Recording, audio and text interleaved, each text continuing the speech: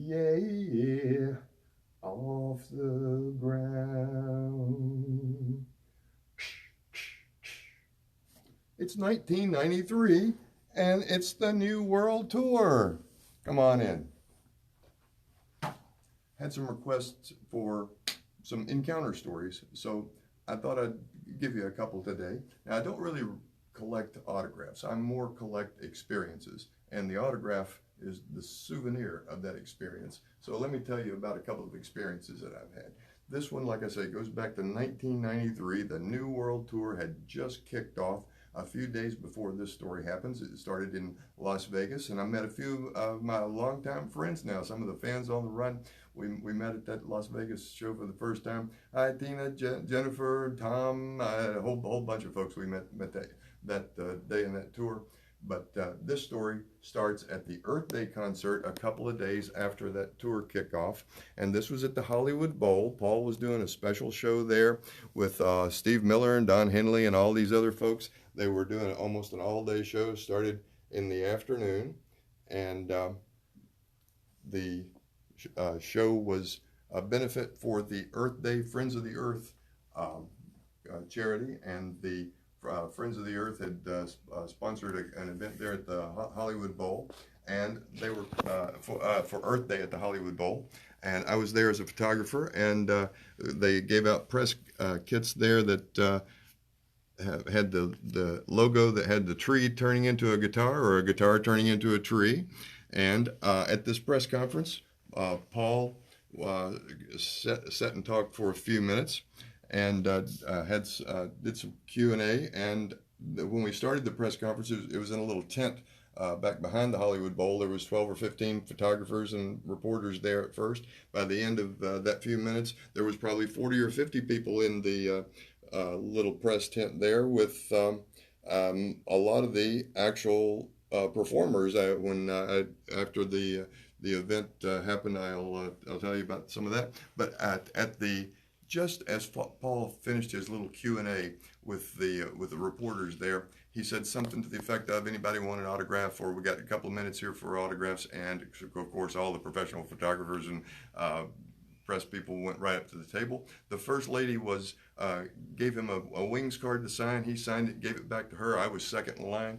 He took my hand, and just as we were shaking hands, the first girl jumps up on the table, both knees on the table, puts Paul in a great big bear hug, and pulls his face, he's got my hand, pulls his face right up to my nose, and we're both looking. He's got this 3 or 4 things flash through his face. You can see just like this. It's oh shit, and then it's oh shit, here we go again. And then with me, he gives me just a little hand jerk saying, that's it for you, pal. I'll be leaving now, and you will too. So about that time, took longer to explain than to occur. But security's pushing her back, pushing me back, everybody away. Paul disappears in a puff of smoke through the curtains like that, and he's gone. And everyone's saying, well, what happened there? Not too happy with the girl that caused that. But I realize now I'm standing between Kenny Loggins on this side and Jan and Dean on this side, and I had my press kit in my hand there, and got Jan to sign that one for me. Hamish was in the area, signed it for me too. And Kenny had a press table set up, so I grabbed one of a photo from his press table and got him to sign that one too. Now Chevy Chase was the host of the show that day, and he kicked off the event about 4 in the afternoon. And the first act was PM Dawn. They gave about a 3 or 4 song performance, and one of their tunes they selected was they did a version of She Said, She Said, of all the strange numbers to choose there. Don Henley, Steve Miller, they all played throughout the night. This was a little bit of unusual. Let's see, we've got some pictures from that event. A little unusual set list for Paul. He only played 17 songs that night. He had been playing 30 or so, 32 in the usual set list. But on this event, he played Fixing a Hole for the hole in the ozone layer, and Mother Nature's Son because of the event. And at the end, when they were playing Hey Jude as the finale, he invited all the artists out, and including a call for Ringo Starr to join the troupe. And can't hardly see him in there, but Ringo's head's right in there behind Paul at this point. We've got some other pictures that came from that night.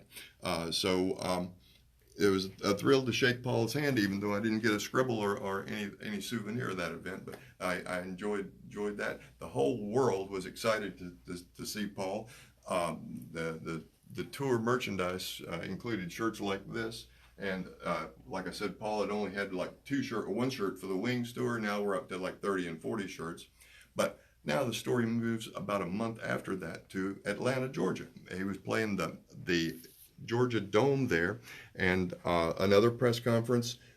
This press conference was broken into two segments. They were going to do a little photo op in front of a big backdrop that had the logo on it, and they had told the press they only have about 30 seconds or so to do this photo op for you, so have your cameras ready, and no questions and no autographs here, because they've got to move along to the room to do the actual press conference. So they pose and wave and point at the cameras for just literally a few seconds, and as they are leaving to get on, Paul was about to get on like a golf cart of a thing to take him to the other room, and there's a policeman standing here who had brought his child into the press conference, and I was standing immediately beside the policeman, and the policeman says to Paul, could you sign?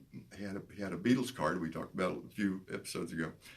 He had a Beatles card. He said, would you sign this card for my son? And you know, Paul with kids comes right over to the kid and starts to sign for him. Now, all the other photographers are in a line with me, and they're yelling at me to get out of the way so they can get their pictures of Paul signing for the kid. So I go down literally on one knee as Paul is standing right with me, and I see my program, the free program from the tour, and open it up to where I'd had the rest of the band sign it in Memphis, I believe, a few nights earlier, and said, Paul, you got time for one for me? And he says, sure. And he looks at me and says, I hope this doesn't turn into the Hollywood Bowl.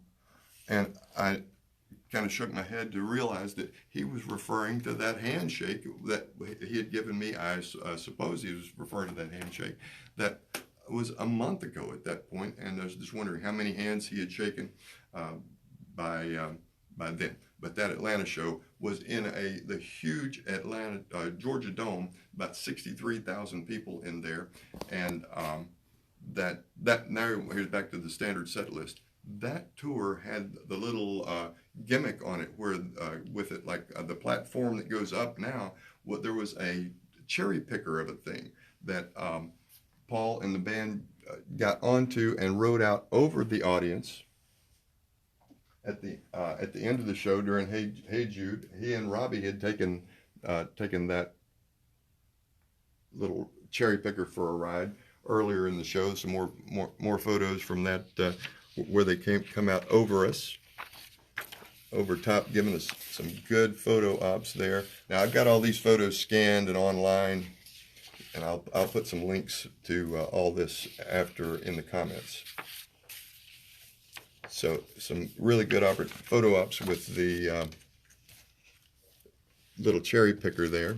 At some venues, they were giving out little flashlights like this, because if you recall, 1993 was before cell phones, so we didn't have our handy-dandy flashes and flashlights built into our phones to give him the flash, to give him the light at the into the songs.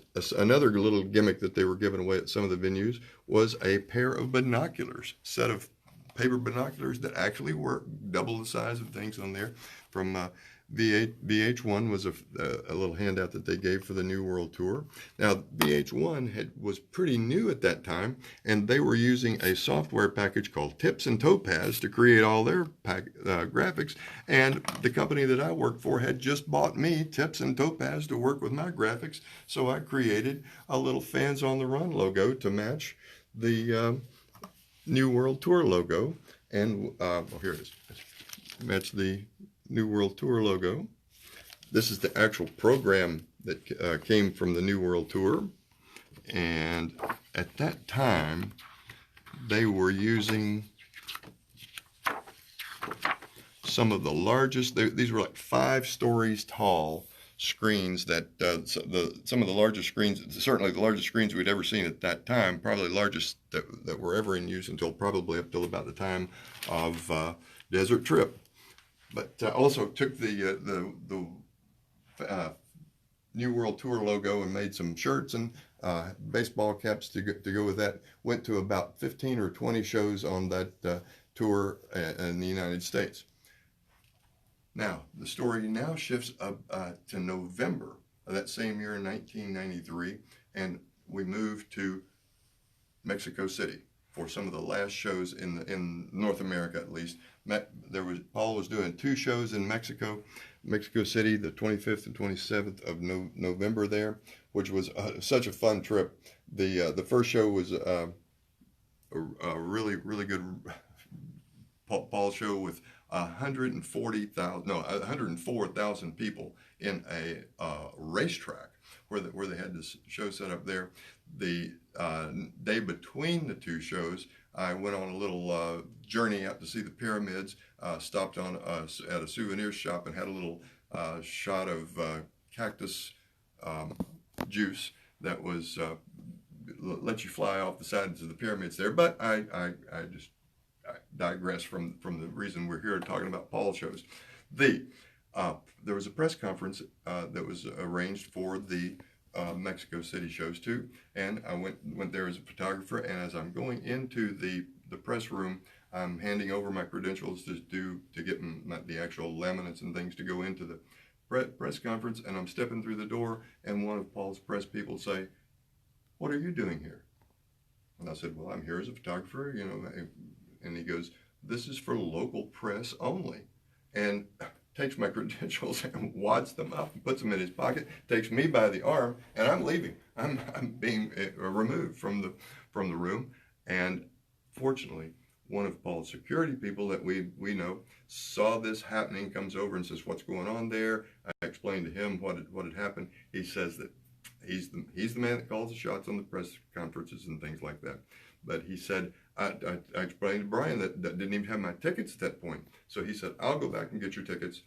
He said, "You stand right here again, and I'll be back in a few minutes." So he goes back, gets the tickets, brings them back to me. He says, "No, you just stand right here, and it was behind, the press conference was occurring behind a partition curtain that he said, "You'll at least be able to hear what's being said in the press conference, and you can stand right here in that." So the press conference was over. I heard the autograph noise from at the end of the press conference, and suddenly the curtain opens a little bit, and Paul is walking out of the press conference right toward me. I'm standing by myself, and I had taken a photo. My favorite photo that I took in the Atlanta show was this one. I had a copy of that with me, and I asked Paul again. I said, "Paul, do you think you have time to sign one for me?" And he says, "Yay, Hollywood, how you doing?" And I again heard him use the phrase Hollywood there, which was really how many hands, how many eyes had he looked into since April when the event occurred, May when the reminder got that, and then 6 months later for the meeting him like that was he must have an amazing memory, amazing mind to not only write all the songs but to remember some of the faces like this. A couple of the souvenirs that we brought from Mexico. These Coca-Cola cans were manufactured and had to drink them up before you before you could keep those, before you can bring them back into the country.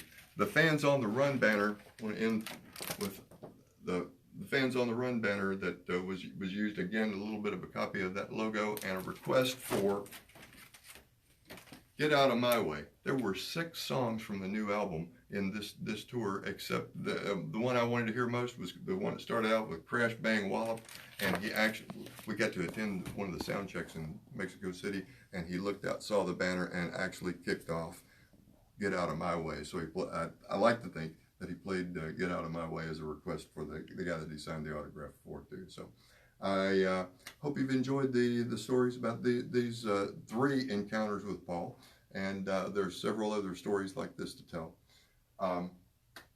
Friday, we're going to talk about some things that probably shouldn't even be here. Peace and love. Stay safe out there.